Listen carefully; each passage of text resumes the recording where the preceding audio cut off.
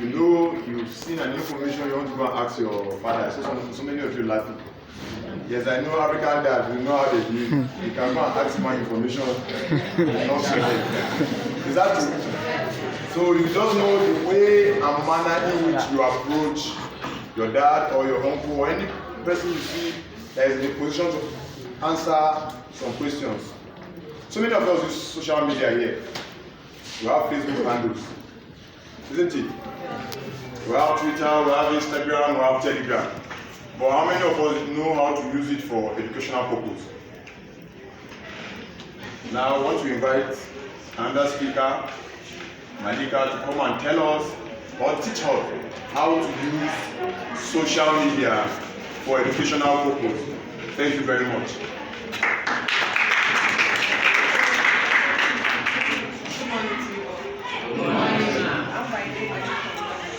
Okay, just as you said, we all have social media.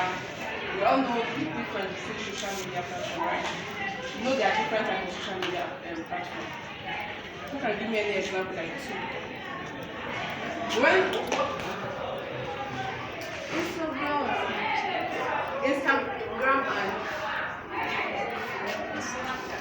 Instagram chat, okay? Snapchat, Telegram, thank you. So we all know, apart from using this Instagram, Telegram, and other things just to chat. You know what chatting means, right? Normal saying hello, keeping in touch with friends.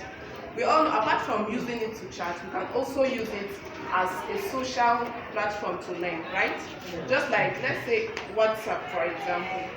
Using WhatsApp, we all know WhatsApp that has a group, apart from just individual one-on-one chats. You can also create a group on WhatsApp, right? So, let's say in Table School, you have your SS2, you create a platform. Is my right? Okay, sorry, I'm sorry, Great Hallmark, I'm sorry. Okay, let's use Great Hallmark, for example. You create a group, a WhatsApp group, SS2 class from Great Hallmark. Then whenever you are being taught in the class, and maybe you do not understand anything, definitely, you know, everybody, all individuals are not equal. Some people are very fast in learning, while some are slow learners, right? So maybe in your group chat, there are few, maybe 2 or 3 out of the class that understand a particular topic like very well. Then in that group, you can ask, okay, every evening from 8 to 8:30 or 8 to 9, create a group chat. Okay, every day we'll be discussing on a particular topic being taught that same day. You know, one thing with teaching, one thing with learning, I mean, once you are being taught a particular day, that topic, you have to read. Once you read it, immediately to stick. But if you leave it quiet till after exam at the end, you will not be able to remember. So let's take example, that day, just 1 hour out of your time, in that group chat, anybody, maybe Solomon, Fatih, or anybody that understands the topic will come into the group, you read normal, then you start to explain more. Once there's difference between your teacher teaching you and your co-students, you get to ask questions more than in the class. If it's a teacher, you'll be scared. Maybe if I ask him, you say as big as you are, you don't understand, blah blah. But if it's Fatih or any other person, you'll be able to ask her, Fatih, can you please explain? And Fatih will be able to re-explain that same question like 5 to 10 times till you understand. But if it's Uncle Solomon, he will tell you, I have other time, go and read at home. You understand? So with that, you'll be able to gain more knowledge through the WhatsApp platform. Then for the YouTube, we all know of YouTube, right?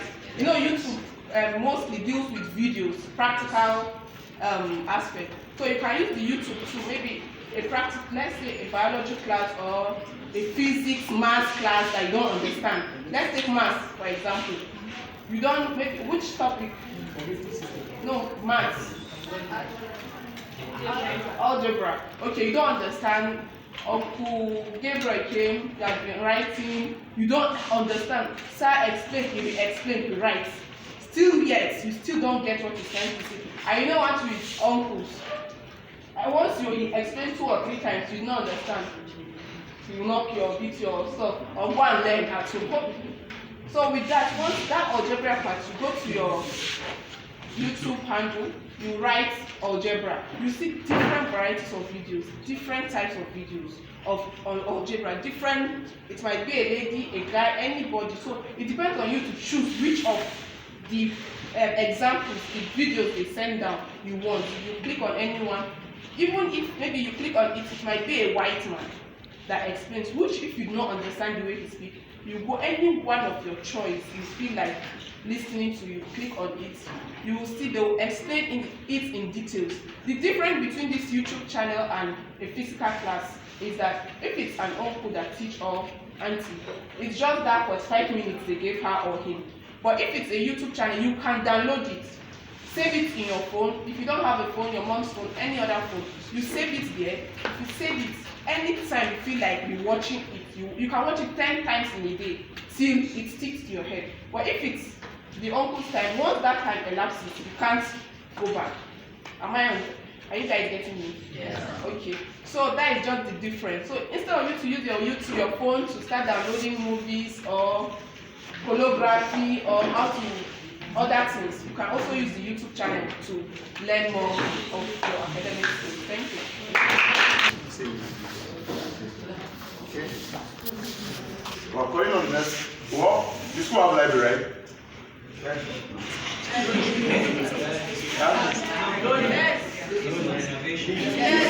It's loading. Oh, yes. Okay, you guys have library. Wonderful. You know how to use the library. Thank you very much. You know how to use the library? Yes. Huh? Okay, I should not call the next speaker. Okay, let him come and share more on the library, okay? Let her come and share more, sorry. I'm calling on Rama to come and share the use of sorry. Sorry, her name is Reina, sorry.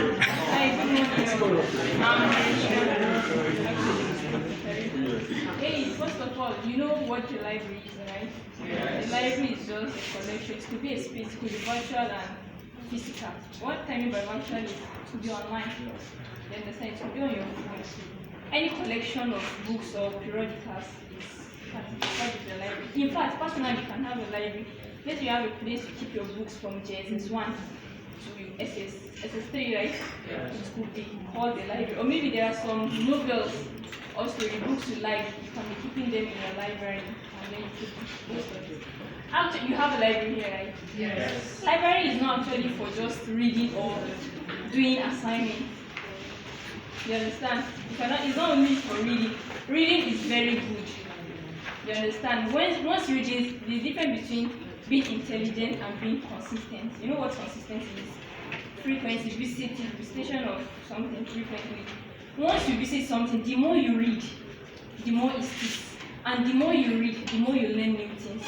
You might be surprised that a book you've read 3 times, once you read it again, you might actually learn something new there. So consistency is very good. In libraries, there are newspaper and magazines. You know, magazines used to be stories and jokes, you understand? Yes. So once you read it, it's kind of fun reading something and then laughing to smiling, you know. But these newspapers, it's actually good to be current. About how will you just be UNSS3? You don't even know what is going on about your political, you don't even know anything about your country. It's actually not a good idea.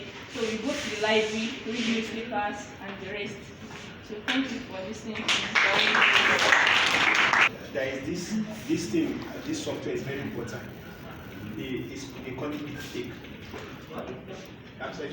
Yeah, you said it. Alright. Thank you very much. How about going to a library to listen to music? Yes. Or watching videos? They are normal library. You can have television in your library. You can watch more in your library. Because it adds to your knowledge. How about your friend asking you, what did Manchester United and Chelsea play?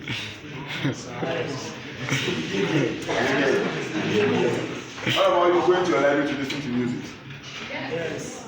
It's all about library. Library is not just come, book. No. You can go to your library and play game. Yeah. It's very possible. What if you disturb others? No. That's why you have earpiece. It's a separate section. These are section by section. There are sections you go, you see just multimedia is there. There are sections you go, you see magazines and newspapers. There are sections you go, you see journals. It's section by section. When you play your chess game, there is a section in the library where you can play a chess game. And there is a section for sleeping. In the library, yes. You relax. It makes it fun. But there is cyber cafe where you use. Okay, yes, it's telling there is cafe for food inside the library. Cafe. That like the Q library in it has it. That is all about the library. Place you watch football, place you watch film, place you listen to music. Now let's go to questions and answers. I know you guys will have questions. I need two persons for one, a male and a female to ask. Okay, let's make three. From this row, and the last row. The first, second, and third row. That if you want to go where fake news appears, how would I enter to the sources to go and know how this information is fake? Okay. Morning class. Yes, good afternoon class. Okay, go ahead. Still morning, yeah. Good morning class. Yes, regarding your question. Yes, sir. If it has to do with an information that is online information, there are some fact-checking sites. We have sites that we use to fact-check that information, whether it is false or true. Let me just give you a literal example of these sites. Maybe you can climb them.